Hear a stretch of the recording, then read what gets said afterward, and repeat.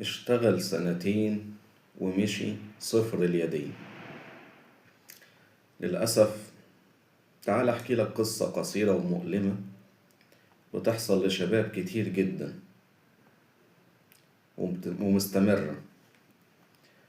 شاب زينا اشتغل في شغل في شركة والدنيا كانت تمام معاه. اشتغل سنتين كاملين في الشركة من غير عقد عمل. كان بيصحى كل يوم الساعة 6 الصبح وبيرجع البيت الساعة 9 بالليل. كان بيسافر كل يوم من محافظة لمحافظة وبيعمل أقصى جهده علشان يترقى في الشغل ويكبر، وكان بيعتبر نفسه ابن الشركة.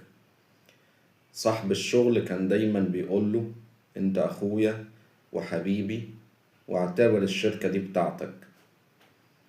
لكن فجأة صاحب الشغل قاله: ما تجيش تاني الشركة، واداله استمارة 6 للأسف.